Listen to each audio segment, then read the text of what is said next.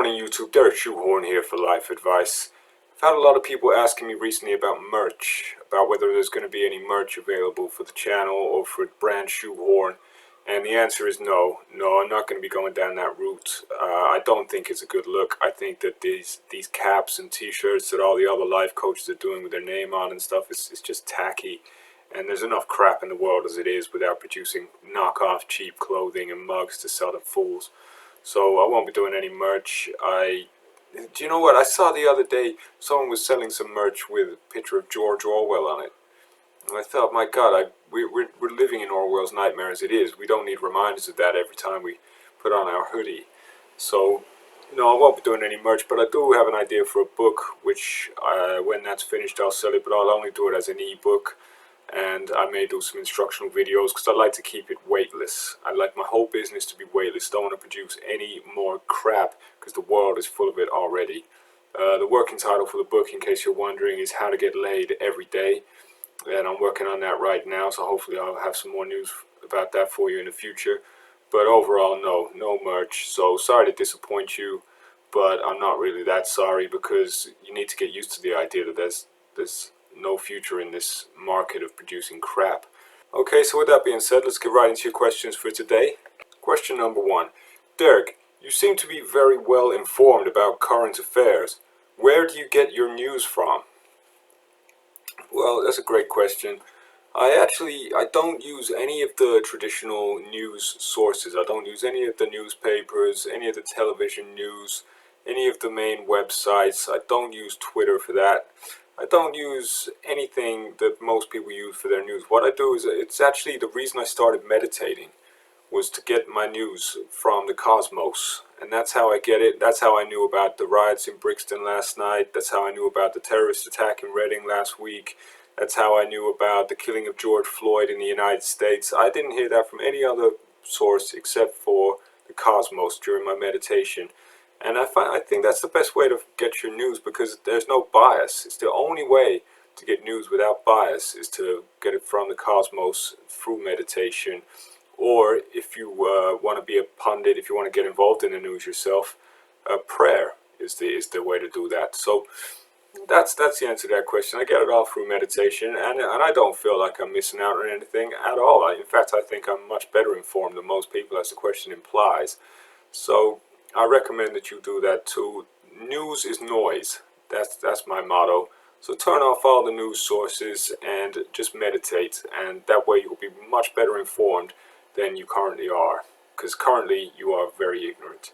Derek, as a proud British patriot, you must hold the royal family in very high esteem. What do you say to those naysayers who would like to see it abolished and the UK turned into a republic? Well, what I say to those naysayers is nay. Nay, I do not want to see the royal family abolished, and I do not want to see the UK turned into a republic. We've seen what happens with that. Look at France. It's in a terrible state, shocking, and I wouldn't want to see this country go the way that France has gone.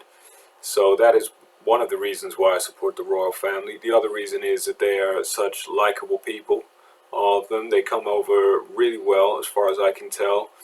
I mean, admittedly, they don't say very much in public, but I think that they probably are really good people behind closed doors. I mean, any family that has such a close association with both Jeffrey Epstein and Jimmy Savile, there's got to be some pretty nice people, really.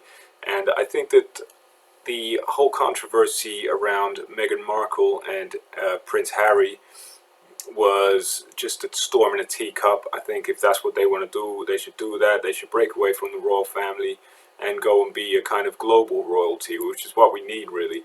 When you think about it, the one thing the world is missing is a global royal family, and I think Harry and Meghan are perfectly placed to be that. So that's why I like the royal family, not to mention the Queen. Her speech during the coronavirus lockdown was very inspiring and brought the nation together. As you can see now that the lockdown is ending, you can see how united everyone is under that banner. And I love all the pageantry that goes along with it too, and I wouldn't want to see any of that gone because I like the big golden gates and the horses and the guys in the tall hats and all that when I go up to London. It just makes me feel so proud to be British. So I don't want to see an end to the royal family. I want them to keep going. And if they were abolished, I would just want them replaced with a different royal family and not for the country to become a republic. Alright, so I hope that answers that question. Thanks for that one. It was a good question. Let's move on to the next one.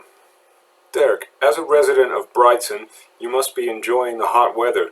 Do you get down to the beach very much?